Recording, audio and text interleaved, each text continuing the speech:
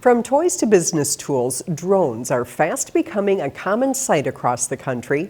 The technology has become easier to use, more affordable, and they can now act as a real-time eye in the sky, broadcasting a high-resolution image to a pilot on the ground. It's no surprise then drones would be a valuable tool for public safety units like the Edina Police Department. In this edition of Agenda, we get an inside look at how the drone team trains to deploy these tools. Today's drones are doing all kinds of jobs, from entertaining our kids to...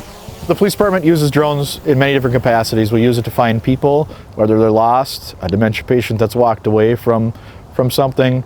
We use it to find bad guys as well, right? Any search and rescue is probably one of the biggest or main objectives of the drone team. And why we have it is it provides that eye in the sky that we just can't get from anything else. Edina Police Detective Jason Baer helped develop the Edina Police Department's drone team in 2019. Since then, they've been helpful in a number of situations. It's been used in crash reconstructions, and it's been used in numerous cases where we've looked for burglars and obviously lost kids and lost adults. Drone use in professional applications is highly regulated by the FAA under the Unmanned Aircraft Systems designation.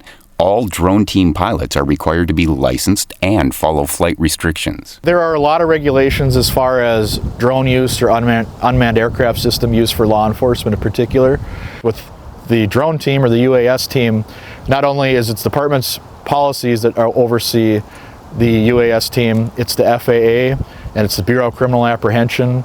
We also need to get certain permissions to fly. We have the eastern side of our city, which is closer to MSP Airport, which has more restrictions, and we have the western side, which is closer to Flying Cloud Airport, which has its own restrictions. When we take off, we start the video right away. As a result, team members must undergo specialized training in order to operate the city's drones. They're going to ask you why you're flying. In addition to classroom work and written tests, time will start, you're going to take off and fly. They must also show proficiency with the various drones that we operate, and they do so by using, in that case, there's a set of buckets where we have to go around and maneuver and show that they can operate the UAS. Of course, many residents are concerned about their privacy, and rightfully so. However, in police operations, the location of the drone is tracked by associated software for every flight in case the flight needs to be reviewed later. And any footage recorded must either be involved in an active investigation or it must be destroyed within 7 days. We take privacy very serious. We obviously understand that the perception is that we're up there flying, but it's not something we're looking into people's windows or something like that. We value your privacy as much as you do.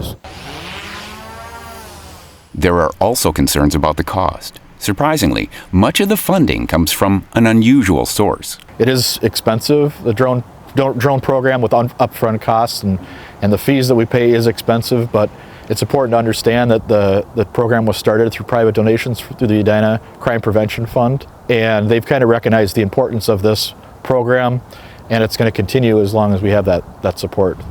In the end, Edina residents can feel assured that there are many benefits to city drone use. As far as finding persons or bad guys, there are a lot of benefits to officer safety as well. It's another tool we have in the toolbox that helps us do our job better, and as long as we can do our job better, it benefits everybody. For Edina TV, I'm Tom Cornell. To support the Edina Crime Prevention Fund with a tax-deductible contribution, go to edinacrimefund.org.